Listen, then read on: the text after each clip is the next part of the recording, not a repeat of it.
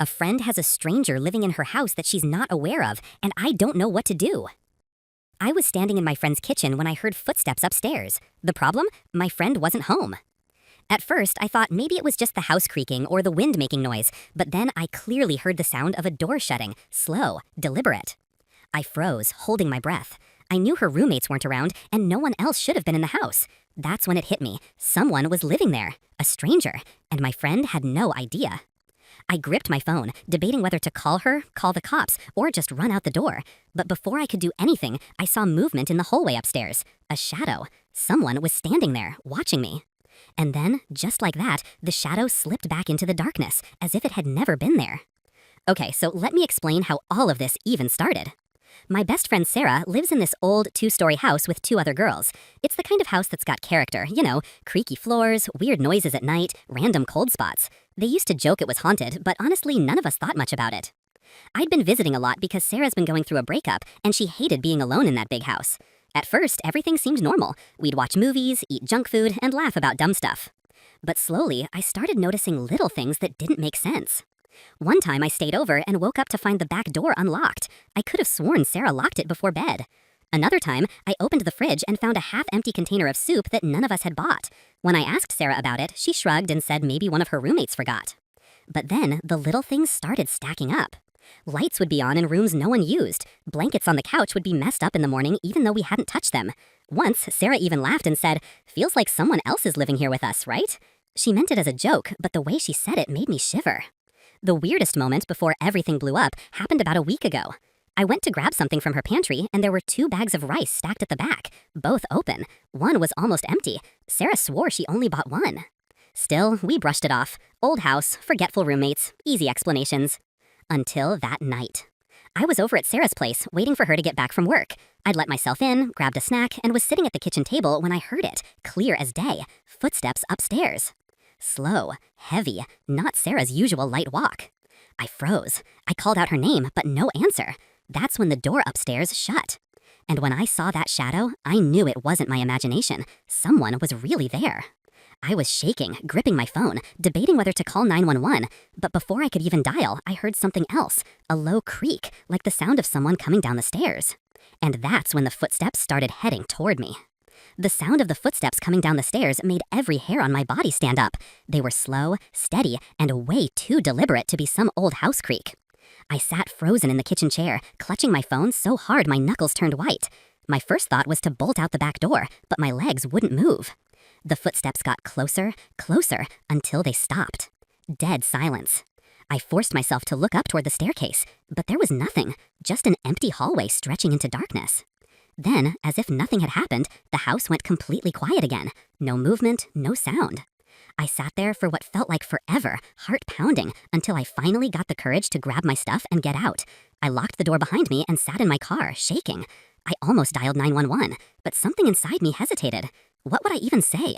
That I heard footsteps and saw a shadow? What if it really was nothing? Instead, I called Sarah. When she picked up, I tried to keep my voice steady. "Hey, weird question. Is anyone else staying with you right now?" She laughed like it was the dumbest thing ever. "No? Why?" I didn't want to freak her out, so I made up something about hearing noises. She brushed it off immediately. "It's an old house, you know that. It makes noises all the time. Don't scare me." So I let it go, at least to her. But I couldn't shake it. The next few days, I couldn't stop thinking about it. I replayed the sound of those footsteps over and over in my head. Maybe I had imagined it. Maybe my brain was making things worse because of the weird little signs I'd already noticed. But then I remembered something. The soup in the fridge, the open rice, the unlocked door. Were those all really accidents? I started paying closer attention when I visited, and the more I looked, the more wrong things I found. One afternoon, Sarah and I were hanging out in the living room when I noticed a blanket draped over the couch. Not weird, right? Except I had folded that same blanket the night before and left it on the chair. Another time, Sarah mentioned her shampoo kept running out way faster than usual, but she figured her roommate was just using it too. Piece by piece, the picture in my head was forming, but it was the small detail I noticed one evening that made my blood run cold. I went to grab a soda from the fridge, and when I shut the door, I caught it in the corner of my eye. A dirty footprint, right there on the linoleum. Barefoot, and too big to be Sarah's. I stared at it, frozen. By the time I pointed it out to her, it was gone, smudged away like someone had wiped it away. That was the moment I realized this wasn't just paranoia. Someone was in that house. The scariest part? A few nights later, Sarah called me freaking out. She swore she heard breathing in her closet while she was getting ready for bed. She tried to laugh it off, saying she was probably just tired, but I could hear the shake in her voice. And before I could even respond, she whispered into the phone. "Wait, hold on. I think I just saw the closet door move." Wait, hold on. I think I just saw the closet door move. Hearing Sarah say that made my stomach drop. "Sarah," I whispered back, like she could even hear me quieter through the phone, "you need to get out of the room, right now." There was silence on the other end. Then I heard her shaky breathing. "I don't want to move," she whispered. "What if someone's in there?" I gripped the phone tighter, my mind racing. Should I call 911 for her? Should I drive over there? I was 20 minutes away, and I hated how useless I felt in that moment. "Okay, listen," I said, trying to sound calm even though my heart was pounding. "Just get out of the house. Don't check, don't open the door, just leave." She whispered something I'll never forget. "But what if they're already out here?" A loud creak came through the phone, and I swear it felt like my own blood froze. I didn't even think. I told her I was calling the cops and to stay on the line. But right before I could hit the second button, she gasped and said, "Wait, never mind, it was nothing. The door just shifted. Must have been air or something." Her voice sounded fake calm, like she was trying to convince herself. I didn't buy it for a second. For the next couple of days, things calmed down, at least on the surface. Sarah laughed it off whenever I brought it up, saying she was just tired and her imagination was running wild. She even teased me for being the paranoid one. But I could tell she didn't fully believe her own words. She started leaving lights on when she slept, she'd check the locks twice before bed. Sometimes she'd even FaceTime me while brushing for teeth, just so she didn't feel alone. I didn't push it too hard because I didn't want to scare her, but inside, I was on edge. If there really was someone living in that house, they were careful. Too careful. They knew when to move, when to stay hidden, and how not to get caught. That kind of patience, it terrified me. Still, nothing major happened for a bit. I almost started convincing myself maybe I was wrong. Maybe it really was all coincidences stacked together. Until one night when Sarah texted me in all caps, "Who moved my stuff?" I called her immediately. She was panicking. She swore she had set her keys down on the kitchen counter before going to bed, and when she woke up, they were on the floor by the back door. At first, I thought maybe one of her roommates had grabbed them, but she said they were both out of town visiting family. And the worst part? When she bent down to pick them up, she noticed something she couldn't explain. Right there on the floor, next to the keys, was a small pile of crumbs, like someone had been eating bread or crackers right there in her kitchen. She doesn't even eat bread. I tried to calm her down, but she was crying, saying she didn't feel safe in her own house anymore. I told her to come stay at my place for the night. She agreed.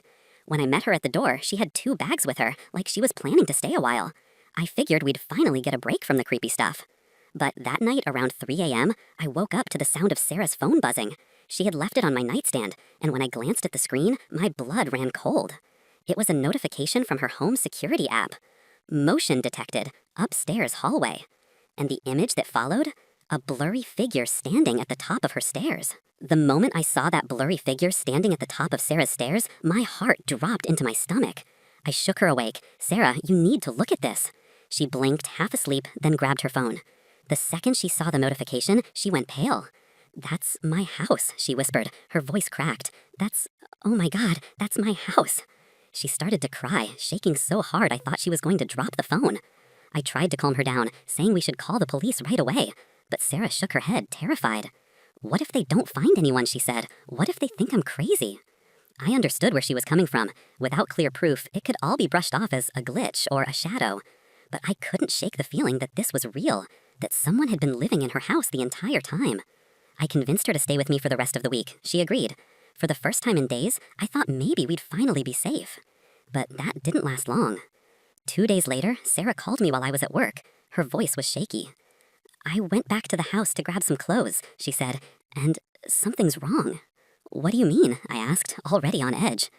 "The living room smells like cigarettes," she said quietly. "None of us smoke." My stomach clenched. I asked if she was still inside, and she said yes. I told her to leave immediately, and she did, but not before whispering something that made my skin crawl. "The ashtray from the back porch? It's in the living room now. Like someone brought it inside." I wanted to drive straight over there, but she begged me not to. "What if they're still in there?" she said. "I don't want you getting hurt." So instead, we both sat in our separate places, phones glued to our ears, whispering about what to do next. For the rest of the day, nothing happened. We didn't go back to her house, she stayed with me, and I promised her we'd figure it out. But later that night, when things finally felt calm, something new happened that ripped all that false safety away. Sarah got another notification from her security app. Only this time, it wasn't motion in the hallway. It was sound from the microphone in her bedroom. A low, raspy voice muttering just loud enough to be picked up by the mite. The words were hard to make out, but one part was chillingly clear. "Why are you here?" The sound of that voice on Sarah's bedroom security feed froze us both in place. Why are you here? It wasn't a recording glitch. It wasn't background noise. It was someone inside her house talking. Sarah's face went white. She started shaking so bad I had to take her phone before she dropped it. "That's my room," she whispered. "That's my room." I called 911 right there, no hesitation this time. My voice was shaky as I told them there was an intruder inside her home. They said an officer would check it out. The wait was torture. Every minute felt like an hour. I kept refreshing the feed, but the app only updated every couple of minutes. Then it happened again. Another clip came through. The figure was in her bedroom, sitting on her bed, not moving, just sitting, like he belonged there. Sarah broke down crying, covering her face, whispering, "I knew it. I knew someone was in there." When the cops finally called back, they said the house was empty, no one inside, no signs of forced entry, nothing. Sarah and I looked at each other in disbelief. I tried to argue with the officer on the phone, but he repeated the same thing. "No intruder found. The house is secure." That night, Sarah stayed with me again. She barely spoke. She just curled up on my couch and stared at the wall. The next morning, she told me she couldn't take it anymore. She was going back to her house and she was moving out, fast. She didn't care about the lease, didn't care about the roommates, didn't care about anything. She just wanted out. I offered to help, and that weekend we went back together. Broad daylight. The house felt normal, like nothing had ever happened. But Sarah kept flinching at every sound. We packed up her things as quickly as we could. Every trip down the hallway made the back of my neck prickle. At one point, I opened her closet to grab a box of shoes, and my heart almost stopped. Behind her hanging clothes, there was a panel loose on the wall, like a small door. I pulled it open. Inside was a crawl space. And in that crawl space was a mattress, a blanket, empty food wrappers, bottles of water, even a phone charger plugged into an extension cord running out of the wall. Someone had been living there for who knows how long. Sarah screamed when she saw it. She grabbed my arm and begged me to leave right then and there. We called the cops again, and this time they took it seriously. They came out, inspected the crawl space, collected the stuff. They said whoever it was must have slipped out when the first officers checked the place. The thought of that made me sick. Because that meant when Sarah was sleeping in her own bed, he was right there, just on the other side of that wall, listening, breathing, watching. Sarah moved out that week. She doesn't even drive down that street anymore. And me? I can't stop replaying it all in my head. The shadow, the footsteps, the voice, the figure on the camera. Every time I think about it, one thing makes my skin crawl worse than anything else. We never found out who he was, or where he went. Last night, Sarah texted me out of nowhere, just one message. I swear I heard that same voice again, but this time, it was outside my new apartment. Now I can't sleep, because if he followed her once, what's stopping him from doing it again?